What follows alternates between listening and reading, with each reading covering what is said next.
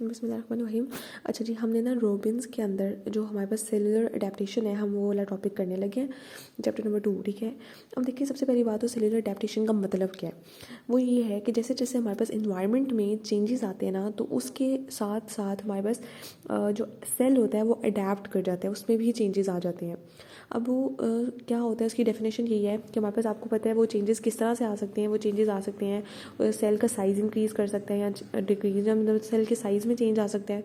उसके अलावा जो है सेल के हमारे पास नंबर ज़्यादा हो सकते हैं या कम हो सकते हैं। ठीक है, उसके बाद फिनोटाइप हमारे पास जो है, खैर बेसिकली नॉर्मल अडेप्टेशन जो होती है वो तो यही है कि हमारे पास नंबर इंक्रीज़ कर जाता है, हाइपरप्लेजिया हो जाता है, साइज़ इंक्रीज़ हो जाता है। उसके अलावा सही से मतलब जब नंबर और साइज़ एक सेल का इंक्रीज़ कर रहा है तो वो एक उसकी मतलब उसके साथ साथ उसकी फिनोटाइप यानी जो है वो भी चेंज हो जाती है कि वो कैसा दिख रहा है। उसके बाद उसकी सही सी बात है कि मेटाबॉलिक एक्टिविटी भी इंक्रीज़ कर जाती है और चेंज हो जाती है। और जो है हमारे पास सेल्स के फंक्शंस भी जो हैं कि वो किस तरह से फंक्शन कर रहा है वो भी चेंज हो जाएगा जैसे ही इन्वायरमेंट में चेंजेस आ जाएंगे। इसी को हम सेलुलर अडेप्टेशन कहते हैं कि वो अपनी इन्वायरमेंट में चेंजेस के अकॉर्डिंग कैसे अडेप्ट करता है, उसी को हम सेलुलर अडेप्टेशन कहते हैं। अब देखिए ना, आपको पता है कि हमारे पास होम्योस्टेसिस होता है हमारी बॉडी में। होम्योस्टेसिस क्या है कि हमारे पास एक प्रॉपर, यानी होम्योस्टेसिस क्या होता है कि हमारे पास अडेप्ट कर जाते हैं ना हम इन्वायरमेंट को। जैसे अगर हमारे पास टेम्परेचर जो है वो बहुत ज़्यादा है तो उसको भी हम अडेप्ट कर लेते हैं।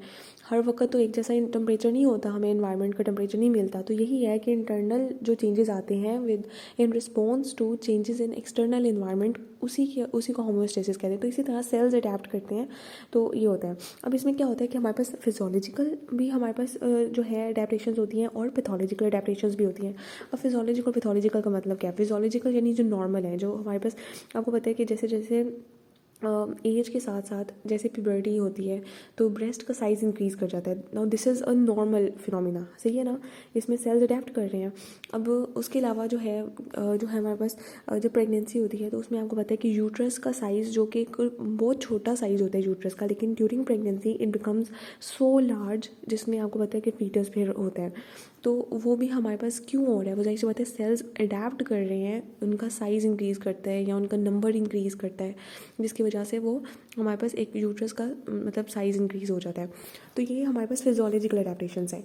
इसके अलावा कुछ पैथोलॉजिकल अडेप्टेशंस भी होती हैं। पैथोलॉजिकल अडेप्टेशंस में जैसे कि आप कह लें कि आपको पता है कि जो लोग स्मोकिंग करते हैं ज़्यादा, उनकी आपको पता है ब्रोंकाई की एक नॉर्मल एपिथेलियम होगी। अब उसमें जो है हमारे पास स्मोकिंग करने की वजह से क्या होता है कि एपिथेलियम में चेंजेस आ जाते हैं और स्क्वैमस मेटाप्लेजिया हो जाता है। ठीक है, ये मेटाप्लेजिया जो है वो आप आगे पढ़ेंगे, यानी आपको ये भी पता होना चाहिए इसके अलावा कि सेलुलर अडेप्टेशन की हमारे पास टाइप कौन कौन सी हैं। एक होता है हाइपरट्रॉफी, एक होता है हाइपरप्लेजिया, एक होता है एट्रोफी, एक होता है मेटाप्लेजिया और एक होता है डिस्प्लेजिया। अब हम इसको डिटेल में सब कुछ पढ़ेंगे। सबसे पहले हम हाइपरट्रॉफी और हाइपरप्लेजिया इस वीडियो में पढ़ेंगे। तो हाइपरट्रॉफी का मतलब होता है कि सेल का साइज़ जो होता है वो इंक्रीज़ कर जाता है, जबकि हाइपरप्लेजिया का मतलब है कि सेल्स के नंबर इंक्रीज़ कर जाते हैं, मतलब ढेर सारे सेल्स हो जाते हैं। जबकि हाइपरट्रॉफी होती है कि एक सेल का, आपको पता है कि साइज़ इंक्रीज़ कर देते हैं, हम हमेशा से पढ़ते आ रहे हैं। यदि एक सेल है ना, तो हाइपरट्रॉफी का मतलब है वो ही सेल जो है साइज़ में इंक्रीज़ हो गया, जबकि हाइपरप्लेजिया का मतलब है एक सेल है ना तो ढेर सारे सेल्स बन जाएंगे मज़ीद भी। ठीक है, उसके बाद हम देखें, सबसे पहले हम हाइपरट्रॉफी पढ़ने लगे हैं। हाइपरट्रॉफी होता है वही बात जो मैंने आपको बताया कि साइज़ का सेल का इंक्रीज़ कर जाना, उसकी वजह से क्या होगा कि हमारे पास ऑर्गन का साइज़ इंक्रीज़ हो जाएगा। ठीक है, उसके बाद इसमें इसकी इंपॉर्टेंट बात यह है कि इसमें कोई न्यू सेल नहीं आता, मतलब वही जो सेल है ऑलरेडी प्रेजेंट है वही साइज़ में इंक्रीज़ कर रहा है। उसके बाद हमारे पास आपको पता होना चाहिए कि इसमें भी, जैसे मैंने आपको बताया कि फिजियोलॉजिकल भी होता है और पैथोलॉजिकल भी, एक नॉर्मल भी है और एक पैथोलॉजिकल भी है। तो उसके अंदर हमारे पास हम दोनों की एग्जांपल्स पढ़ेंगे, फिजियोलॉजिकल की भी और पैथोलॉजिकल की भी। तो पहली बात तो ये हाइपरट्रॉफी होती क्यों है, कॉज क्यों होता है, मतलब इसके कॉजेज़ क्या हैं। पहली बात ओब्वियसली एक ऑर्गन है, हमें उसकी फंक्शनल डिमांड ज़्यादा हो गई है या हमें ज़रूरत है कि वो ज़्यादा इंक्रीज़ करे ताकि उसकी एक्टिविटी ज़्यादा हो सके, एक। ठीक है, देन कुछ ग्रोथ फैक्टर्स होते हैं जो उसके ऊपर एक्ट करेंगे तो ओब्वियसली उसकी ग्रोथ हो जाएगी। और हार्मोनल स्टिमुलेशन की एग्जांपल जैसे कि मैंने आपको बताया है कि आपको पता है ना कि हमारे पास ब्रेस्ट का साइज़ इंक्रीज़ करते हैं। हम फिजियोलॉजी में पढ़ के आए हैं सेकेंड ईयर में कि हमारे पास जब एस्ट्रोजन होता है, एस्ट्रोजन का काम क्या होता है कि वो ब्रेस्ट का साइज़ इंक्रीज़ करवाता है। ठीक है, प्यूबर्टी पे। उसके बाद हमारे पास प्रेगनेंसी में प्रोजेस्टेरॉन वगैरह या जो भी होते हैं वो आपको पता है कि एल्वेलाई वगैरह बनते हैं ब्रेस्ट के अंदर, और वो वो सारा जो है वो सारा हमारे पास बेसिकली वैसे वो हाइपरप्लेजिया में आता है, ठीक है। हाइपरट्रॉफी में अगर हम पढ़े ना तो हाइपरट्रॉफी में तो खैर आ जाते हैं जैसे यूट्रस का साइज़ इंक्रीज़ करना, ठीक है। यूट्रस जो होता है ना, यूट्रस में दोनों फिनोमिना होते हैं, यानी हाइपरट्रॉफी भी होती है और हाइपरप्लेजिया भी होता है। यानी कि हमारे पास मतलब प्रेगनेंसी में मैं बता रही हूँ, प्रेगनेंसी में यूट्रस में hypertrophy plus hyperplasia both are involve, यानी उसका साइज, सेल का साइज़ भी इंक्रीज़ होगा और सेल के नंबर भी इंक्रीज़ होते जाएंगे। उसके बाद आपको ये पता होना चाहिए कि हमारे पास इसके अलावा आपको पता है कि मतलब अगर हम हाइपरट्रॉफी में फिजियोलॉजिकल एग्जाम्पल बनाएं तो वो ये है कि आपको पता है कि जो बॉडी बिल्डिंग करते हैं, बॉडी बिल्डर्स होते हैं, वो हमारे पास जो एक्सरसाइज वगैरह करते हैं, आपको पता है उसमें जो मसल काफ़ी इंक्रीज़ कर जाता है ना साइज़ में, तो उसमें कौन सा फिनोमिना इन्वॉल्व है, उसमें हाइपरट्रॉफी का फिनोमिना इन्वॉल्व है। यानी उसमें न्यू सेल्स नहीं आते बल्कि जो ऑलरेडी प्रेजेंट सेल है वो साइज़ में इंक्रीज़ कर जाता है, जिसकी वजह से ओवरऑल ऑर्गन, यानी कि आप कह लें को इस केस में अगर हम देखें तो मसल जो है वो इंक्रीज़ कर जाएगा, ठीक है। तो एक ये एग्जाम्पल हो गई, सही है ना। देन हमारे पास अब हम पैथोलॉजिकल के ऊपर आ जाते हैं। अब जैसे आप देखें कि किसी को हाइपरटेंशन है या हमारे पास आउटिक वॉल्व स्टेनोसिस है, ठीक है, यानी नर्विंग हुई है आउटिक वॉल्व की, या हमारे पास हाइपरटेंशन है, ब्लड प्रेशर बहुत ज़्यादा है, तो उसकी वजह से आपको पता है कि कार्डियक जो हार्ट है उसका वर्कलोड इंक्रीज़ कर जाएगा, सही से बताए उसको ज़्यादा पंप ब्लड करने के लिए हाइपरटेंशन में या आउटिक वॉल्व स्टेनोसिस में ज़्यादा मतलब ज़ोर से जो है ब्लड को पंप करने के लिए उसका वर्कलोड है इंक्रीज़ हो गया है। उसके लिए जो है क्या होगा कि कार्डियक एनलार्जमेंट हो जाएगी। क्यों, अब देखें असल पे मैं सॉरी एक पॉइंट मिस कर गई, वो ये कि हाइपरट्रॉफी होती क्यों है।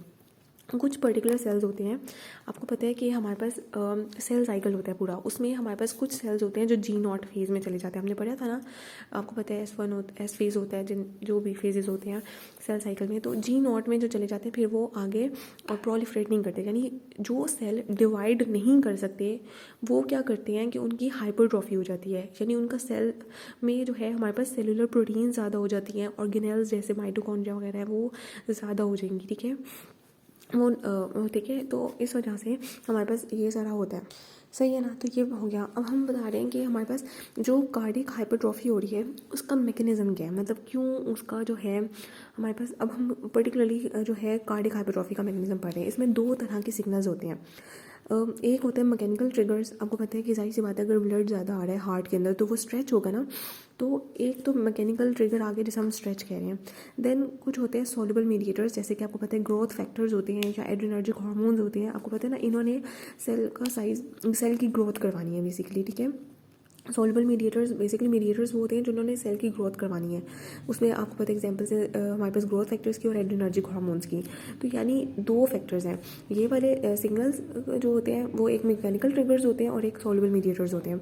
इसकी वजह से क्या होगा कि हमारे पास जो है एक पाथवे स्टार्ट हो जाएगा, सिग्नल ट्रांसडक्शन पाथवे स्टार्ट हो जाएगा। इन दोनों सिग्नल्स के नतीजे में क्या होगा कि फिर हमारे पास जो है क्या होगा कि हमारे पास जो है प्रोटीन जो है उनकी प्रोडक्शन जो है वो ज़्यादा हो जाएंगी, सही है ना। अब क्यों, देखिए हमको पता है कि हमारे पास जब हमने सेल डिवीजन पढ़ी थी या सेल साइकिल पूरा हम पढ़ते होते हैं तो उसमें आपको पता है ना कि हमारे पास सेलुलर प्रोटीन्स बहुत इंपॉर्टेंट होती हैं, ऑब्वियसली वो ज़्यादा होती हैं जिसकी वजह से सेल इनलार्ज हो जाता है। तो इस वजह से सेलुलर प्रोटीन्स का बनना भी बहुत ज़रूरी है, फिर ही तो सेल इनलार्ज होगा ना। और दूसरी बातें भी होती हैं। अच्छा अब देखिए इसके अलावा हमें ये पता होना चाहिए कि अब ये नहीं होता कि एक हाइपरट्रॉफी हो रही है, सेल इंक्रीज़ कर रहा है तो वो करता ही जाए करता ही जाए करता ही जाए, नहीं, एक लिमिट होती है। अब वो लिमिट कैसे होती है, वो ये होता है कि हमारे पास मतलब अगर देखें, अगर एक लिमिट होती है ना, अगर तो वो लिमिट से ज़्यादा क्रॉस हो रहा है तो उसकी वजह से क्या होगा कि हमारे पास स्ट्रेस सेल इंजरी हो जाएगी। अगर स्ट्रेस फिर भी ख़त्म नहीं हो रहा तो जाहिर सी बात है सेल इंजरी हो जाएगी। एक पर्टिकुलर लिमिट तक तो इंक्रीज़ करेगा एक्टिविटी को इंक्रीज़ करने के लिए, बट उसके बाद फिर सेल इंजरी हो जाएगी, जैसे कि आपको पता है फिर मायोकार्डियल इंफार्क्शन हो जाता है या इस तरह से सारा कुछ, ठीक है। तो ये हमारे पास हाइपरट्रॉफी की हमने बात पढ़ ली। अब हम पढ़ने लगे हाइपरप्लेजिया। ये पूरा अल्हम्दुलिल्लाह आसान सा कॉन्सेप्ट है। इसमें क्या होता है कि ऑब्वियसली नंबर ऑफ सेल्स जो हैं वो इंक्रीज़ कर जाते हैं, ठीक है। अब क्यों, जाहिर सी बात है क्योंकि सेल्स जो होते हैं उनकी प्रोलिफरेशन हो रही है स्टेम सेल्स से। स्टेम सेल्स वो होते हैं जिन्होंने मजीद न्यू सेल्स बनाने हैं, तो इनकी प्रोलिफरेशन की वजह से और यहाँ जो हमारे पास जो लेस डिफरेंशिएटेड जो प्रोजेनिटर सेल्स होते हैं वो मतलब अभी डिफरेंशिएट नहीं होते, जाहिर सी बात है लेस डिफरेंशिएटेड है यानी वो कुछ भी बना सकते हैं आगे, ठीक है। तो उनकी वजह से मतलब उन सारा कुछ ये इनकी वजह से हाइपरप्लेजिया हो जाता है। अब इसमें जो है हमारे पास अगेन वही बात कि इसमें भी फिजियोलॉजिकल है पैथोलॉजिकल भी, यानी नॉर्मल भी होगा और कुछ पैथोलॉजिकल भी होगा। तो उसमें जो है हमारे पास ग्रोथ फैक्टर्स ही होते हैं, मतलब इसका मैकेनिज्म ये है कि जो हमारे पास ग्रोथ फैक्टर्स होते हैं, ठीक है, उनकी वजह से हमारे पास सेलुलर प्रोलिफरेशन होती है। अब इसमें फिजियोलॉजिकल के एग्जांपल जैसे कि मैंने आपको बताया कि ब्रेस्ट का साइज इंक्रीज करना during puberty due to the hormones oestrogen वगैरह, ठीक है, हार्मोन मीडिएटर जो इंक्रीज होता है वो इसके अंदर एक एग्जांपल आ जाती है। देन उसके अलावा आपको पता है कि हमारे पास लिवर होता है।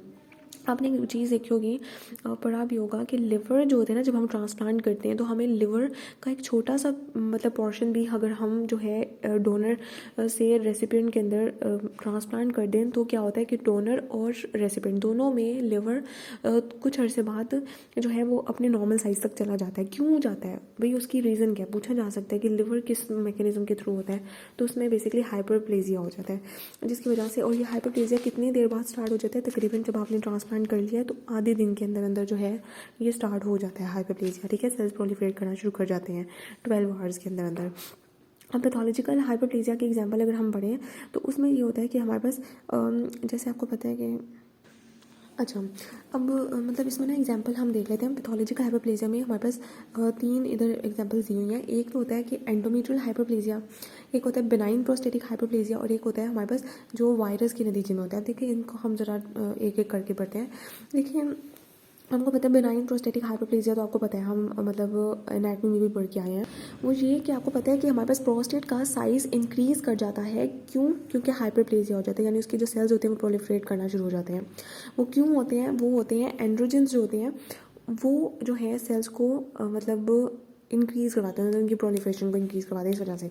देन एक एंडोमेट्रियल हाइपरप्लेजिया वो ये होता है कि आपको पता है नॉर्मल मेंस्ट्रुअल जो हमारे पास साइकिल होता है उसमें आपको पता है एक मेंस्ट्रुअल फेज होता है, मेंस्ट्रुएशन फेज होता है, देन एक प्रोलिफरेशन फेज होता है और इसी तरह सिक्रीशन फेज़ होता है।